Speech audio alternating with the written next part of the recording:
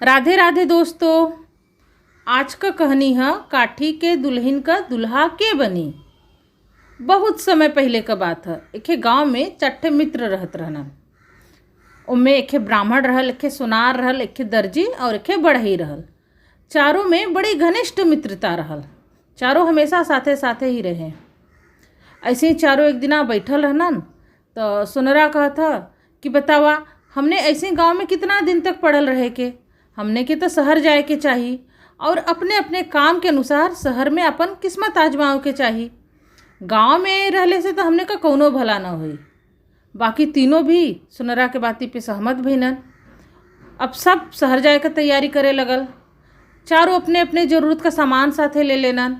सुनरा सोना चांदी रख लेलस, दर्जी सुई धागा कपड़ा कैंची रख लेलस, बढ़ई अपने औजार हथियार कुल रख लेलस। पंडित जी भी अपन पोथी पत्रा रखना। अब चारों चल देहनन।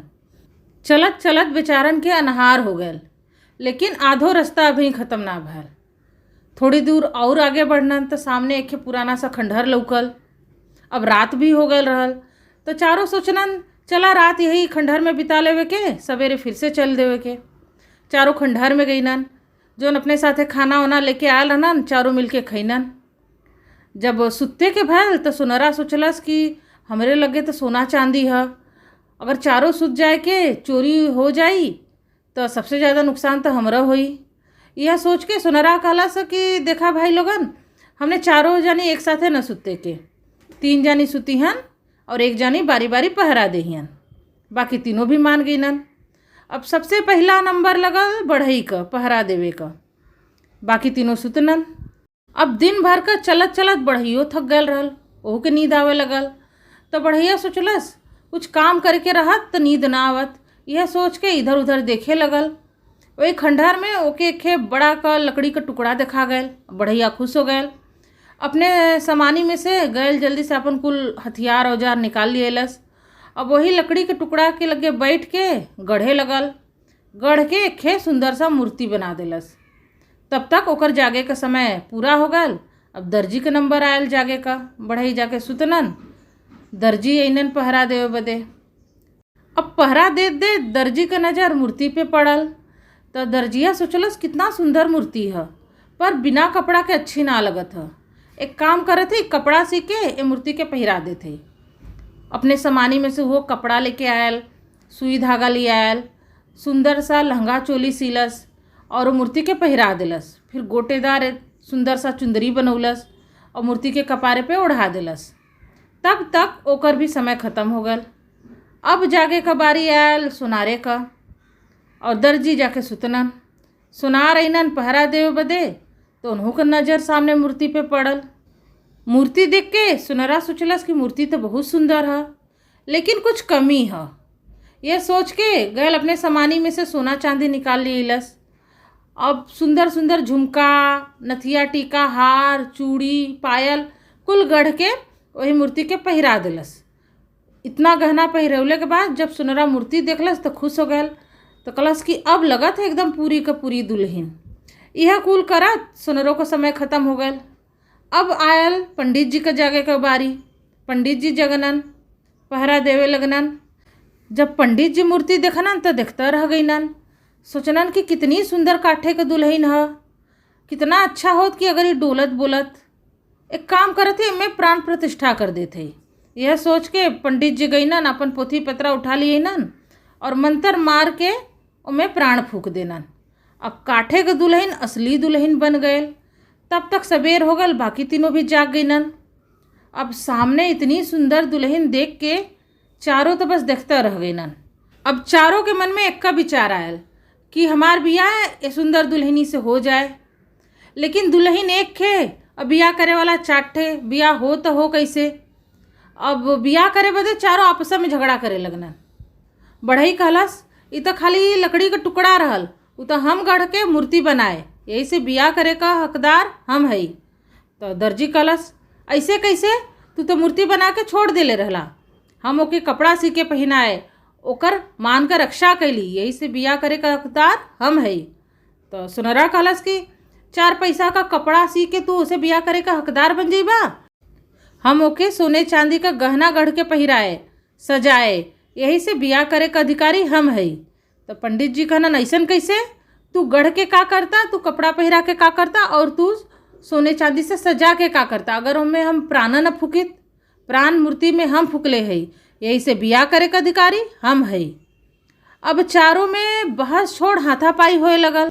वही खंडहर के रास्ते एक साधु महात्मा जात रहना। जब साधु महात्मा के काने में झगड़ा का आवाज़ पड़ल तो साधु महात्मा सोचनन कि कहाँ इतना झगड़ा होत बा सवेरे सवेरे, चल के पता लगाओ के पड़ी। सोच के इस महात्मा खंडहर के अंदर गईनन तो देखत बैन चारों आपस में खूब पटका पटकी कैले बैन। महात्मा गईनन, उन्होंने के छोड़नन, पूछनन कि काहे तू लोगन झगड़ा करत हुआ। तो चारों अपन अपन बात बता देनन और कहनन कि महाराज जी अब तू ही फैसला ला कि हम चारों में से बियाह करे का हकदार के है, एक काठी के दुल्हनी का दुल्हा के बनी।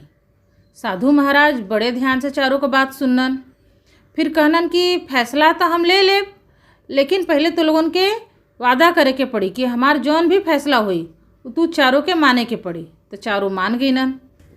तो साधु महाराज पहले बढ़ई और पंडित से कहनन कि तू दोनों जानी में से केहू भी बियाह करे का हकदार ना हुआ। तो दोनों पूछनन काहे। तो महाराज जी कहनन कि तू दोनों जानी में से एक जानी ये दुल्हनी के गढ़ले हुआ और एक जानी ये दुल्हनी में प्राण फूकले हुआ, ए नाते तू दोनों जानी ये दुल्हनी के माता पिता समान भइला। अब माता पिता का बियाह करब तो उचित ना है ना। तो दोनों मान गईनन, सही बात रहल, दोनों एक ओरी हो गईनन।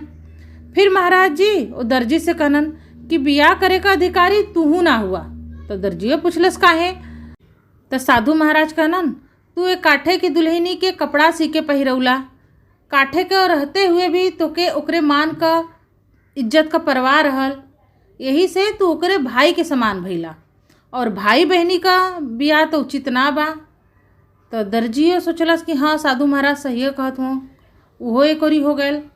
फिर साधु महाराज सोनरा से कहनन कि एक लड़की के सोना चांदी का गहना दे के ओके सजा के ओकर सुंदरता बढ़ावे का इच्छा या तो पति में हो या प्रेमी में हो, यही से बियाह करे का हकदार तू ही हुआ। इतना सुन के सोनरा एकदम खुश हो गए और खुश होके खूब नाचे गावे लगल। अब सोनरा के इतना खुश देख के बाकी तीनों के बड़ी जलन भइल। तो पंडित जी जाके साधु महाराज से कहनन कि महाराज जी आपके अनुसार ई काठे के दुल्हन हमार बिटिया है, तो वही अधिकार से हम ही फैसला कैले है कि हम अपने बिटिया का बियाह सोनरा से न करब। पंडित का बात सुन के बढ़इयो कलस कि हाँ हाँ हम अपने बिटिया का बियाह कोनो राजकुमार से करब, ए सोनरा से न हुई। तो सोनरा जब दोनों का बात सुनलस तो कहलस कि तू लोगन कैसे न बियाह करबा, हम बियाह तो करके रहब। तो दर्जियो हाथे में कैंची लेके आ गए, कहलस कि हमहू देखत है कि हमरे बहनी से तू जबरदस्ती बियाह कैसे करेला। अब चारों का झगड़ा फिर से शुरू हो गया। साधु महाराज जब उन्होंने के फिर से झगड़ा करत देखनन तो परेशान हो गईनन। अपने कमंडल में से पानी लेनन, हाथे में मंत्र मार के वही दुल्हनी के ऊपर छिड़क देनन। दुल्हन फिरो से पहले जैसन लकड़ी के टुकड़ा में बदल गए। जब चारों देखनन कि दुल्हन फिर से लकड़ी में बदल गए तो चारों अपन झगड़ा बंद कर देनन। जब दुल्हनिया नहीं तो झगड़ा के थू बदे करें। तो साधु महाराज कहनन कि फिलहाल तो तू चारों में से केहू भी बियाह करे के लायक ना बैठ जा, यही से जौने काम बदे अपन गांव छोड़े हुआ पहले वो काम करा। इतना कह के साधु महाराज चल गईनन। फिर वो चारों भी अपन सामान उठौनन, वो अपने रास्ते निकल गईनन। यही के साथे किस्सा ख़त्म, पैसा हजम। अगर आप लोग के हमारी कहानी पसंद आयल हो, सुने में मज़ा आयल हो तो हमरे चैनल के लाइक सब्सक्राइब जरूर करल जाए। यही के साथे राधे राधे, धन्यवाद।